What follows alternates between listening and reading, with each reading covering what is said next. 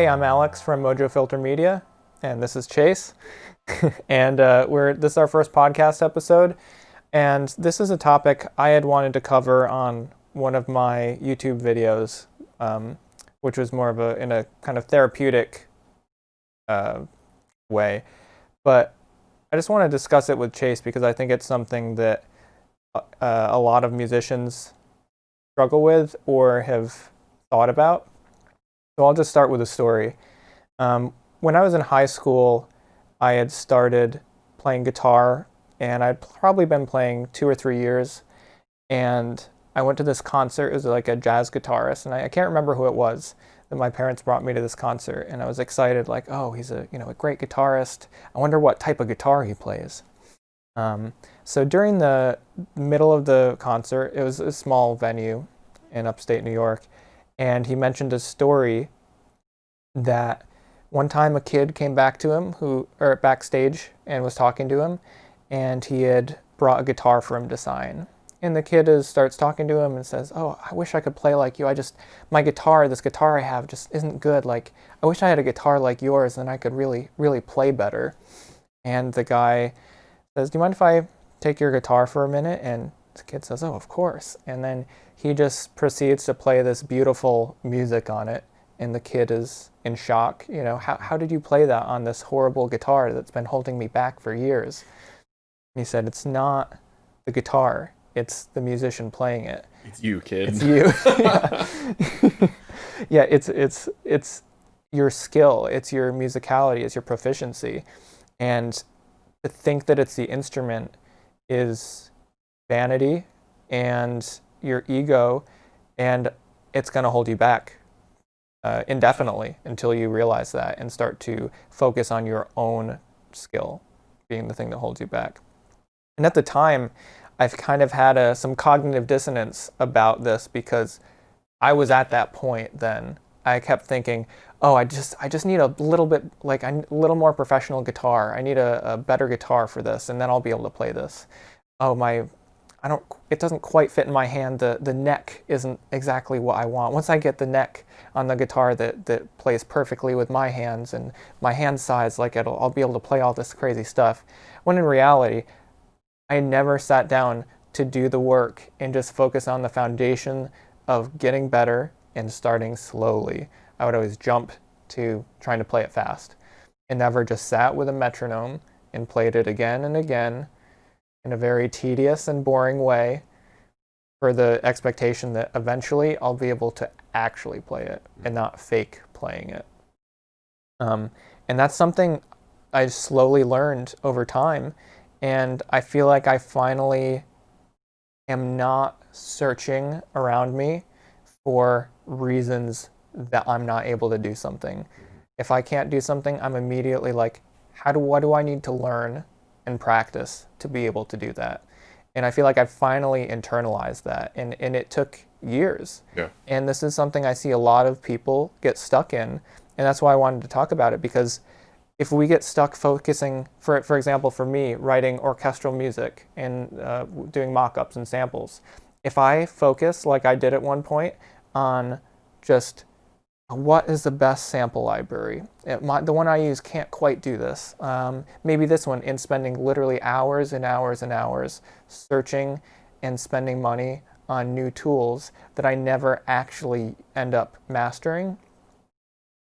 If I had just put that same time towards learning the software I already had, I would be in such a better place, and that knowledge I would have gained would be transferable, unlike the just stuff that I had accumulated in that same amount of time. So that's how I wanted to start the discussion. Do you have any examples of that for? Yeah, I mean, that's an idea that I've heard a lot. Being a musician and just growing up, I've heard that idea a lot. But I think I've only internalized it in sort of a piecemeal way. Not in a big broad way. So for example, this week I really dived in, and you and I were listening earlier to the track that I was showing, and I was really excited about learning about this feature of compressors where you can do a filtered sidechain compressor. And I won't go into the details of what that is, but As we were listening to it, I dialed it in and I was like, do you hear that? And I kind of had to coach your ears through it. And you can hear it, but it's just not something you've been trained to hear. Well, anyway, the only reason that I can hear it right now is because I spent all of this week doing a deep dive into compressors and compression and bus compression and all this crazy stuff. And I kind of fell into the trap that you're talking about earlier today, yesterday, where one of the other things that I was looking at, let me bring this together. One of the channels that I've been consuming a lot of lately that I love, Joe Gilder. And like he knows this for sure because he's always drilling the fundamentals. Always just like need to know the fundamentals and do them well. You can mix great music using stock plugins. You don't need the big expensive plugins. You don't need a ton of them. You can do it. It's more a matter of doing things.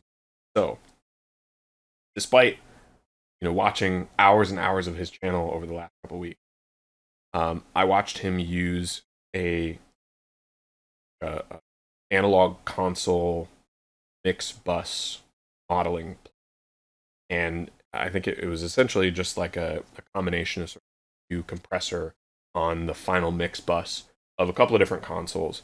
I was like, that's cool.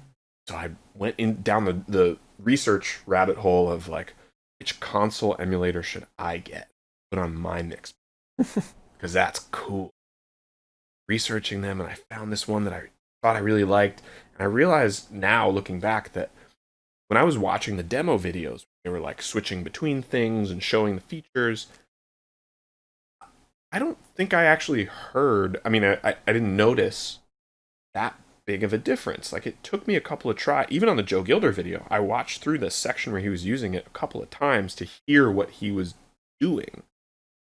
And that should have been an indicator to me that, oh, I need to go back, work on some fundamentals of actually hearing these before I invest any money in this new tool. It's like supposed to be really cool, and it's sold to you as the thing that's going to fix your mix and glue everything together.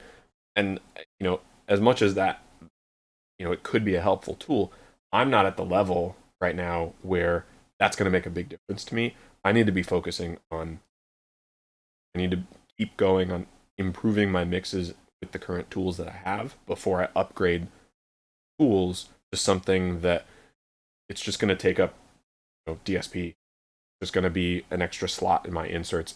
I'm not going to hear the difference, which means I have some work to do before I purchase that. So, that's like the guitar example. Like, you could be looking for the greatest guitar, and you could even be a pretty good guitar player and be stuck looking for the perfect guitar and still be sold on that idea that, oh, if only you just get, the Ed O'Brien Stratocaster, that's going to make you play like Ed O'Brien. Tell you what, though, not.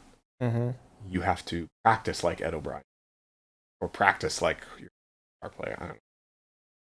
That's just what came in mind. Yeah, and I think one of the things that when I talk about having internalized it, like I definitely fall into that still. I hear something new that's cool, like, oh, I gotta, and I spend a little bit too much time, but I am able to kind of pull myself out and realize, okay, I don't need to press purchase. I can probably figure out a way to do that with what I have already. Whether in me figuring it out, I'll learn something new.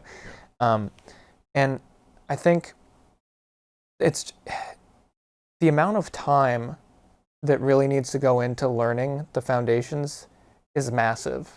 Like, it really is so much time. And I think that's why it's not exciting, right? Do I want to practice the same scale for literally 300 hours over this year? No. Or over maybe like 5 years. No, I don't want to do that. It's not exciting. But it's that ability to look into the future and think about where it's leading us. And I want to combine two things here, two ideas. The first being one of the primary things that separates us as humans from other animals is the ability to think into the future and make plans. So that's one. So that can help us think about where's the long term. It can help us to, delayed gratification, really plan and create something that takes a long time to get to a certain level or a certain quality. And also mindfulness. Because I think when you learn mindfulness and meditation and being able to be present in the moment and not get lost in streams of thought, with that for indefinite amounts of time, it can help to make those, things we would perceive as boring, these practice sessions or learning times, feel more enjoyable because you can start to really enjoy the process of seeing the small changes and growth and just being able to experience the learning and appreciate that and understand that it's a part of the journey. And I think that's been another thing that allowed me to internalize that, is that those boring periods don't seem so boring anymore. I can focus on the little things, the feeling in my fingers playing guitar, or I don't know why I'm using guitar as an example. I barely play, but the putting key switches in and trying to better utilize my mod wheel data or playing in passages on different instruments. Just taking the time to do that and not looking for what library has this articulation that I don't have. Well, why don't I make it from what I have? But being able to enjoy that, and even if it takes me 20 minutes to do, just being able to, when I start to have those thoughts like, I want to be getting to something else, I want to move on, be able to let those thoughts go and just refocus and think about, I'm going to learn this, and in the future when I need to do this, I'm going to know how. And this is going to be beneficial for me. And in 20 minutes, I'm going to be done. So why do I need to focus on how much it sucks right now? Like, there's so many things that are so much worse, like that I could be doing. Yeah. This just slightly tedious task is not something I need to be so upset about. Yeah. Hard not to get sold out of that, though. Yeah. That's a hard mindset. Well, to pitch to someone who hasn't been there, who maybe is convinced, like, oh, maybe I really do. Yeah. And when the world around you is trying to sell you either, like trying to buy your time, or just get your money, when everything coming around you is trying to have that input, it can just be overwhelming. And when there's a reason I don't go online in a lot of the communities as much. I think there's a lot to be gained there, and I'm in no way like against forums or anything. But I think there's a lot of what I see is just people getting caught up in the minutia, that last little 2%, that like, well, this one does it better, this one does it better, and it can be confusing. Yeah. And this is something we've talked about on our other podcast, The Switch, which if you're interested in psychology, philosophy, anything like that, check that out. The thing I notice is that my brain needs to focus on a small or foundation of what I do day to day, right? What I'm focusing on. I can't keep incorporating new ideas all the time. I need to have them at a slow, steady rate and just have the things I do. Okay, this is what I do in this hour, this is what I do in the next, and this is how it's going to be for the year. And slowly assimilating new information, because when I take in too much, when I'm on forums, reading people's opinions, looking at new products, it just creates a mess in my brain, and I can't function with that. Yeah. So I'm sure there are some people who are able to just take that all in and move on. But for me, that's just not an option. But any other thoughts on the player versus the instrument? What matters? The skills? I mean, all of these skills open up new avenues, right? You don't have to learn anything, right? You don't have to get better or learn anything. You can just be what you want to be in the current moment. But understand that there are so many doors that not only have you not opened, but you don't know are there until you're shown it. When I learned music theory, the number of doors just exponentially increased for what was possible with music. And the same thing if you're proficient at an instrument. That's something I'm struggling with right now because I input MIDI data with a piano, and I'm not good at piano. So it affects my music. I can't play as much fast stuff in.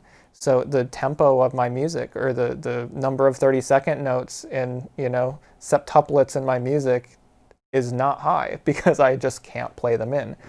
And if I could play them in, I think this is one thing I want to hit on. If I could play them in, it would save me a lot of time. Yeah. I could go slow down the tempo, play it in more slowly, quantize it, get it a little better, clean it up. And I do that. But it takes a lot of time. Yeah. And that's going to continue to take a lot of time until I'm proficient at piano and I can just play it in. And that just goes to that point of, if you put in the time up front and get good at something, it's going to pay off in the long term, especially if you learn it early on. And having a better piano is not going to fix that Exactly. for you. It's just the action on the piano. Yeah. I would be playing, playing piano gigs, but it's just the piano. It's not me. And when you think of examples like that, or like heightened examples, it's so obvious. Yeah. But when it's reduced into our like personal experience, it can get so blurred. Yeah. Maybe next episode we can talk about the habits that allow us to build some of these foundations that will save time and get us to a level that just online internet shopping won't get us to. Yeah. Good. All right. Cool. Let's wrap this one up. All right. Sweet. Well, thanks for listening. And we're MojoFilter Media. If you're interested in video game audio, any type of media audio, give us a follow. We do breakdowns of our tracks, mixing tips, lots of different videos. So what do they say? Smash that like button. That's it. That's the YouTube lingo. Destroy it. Yeah. Annihilate the like button for us. Thank you. Thanks.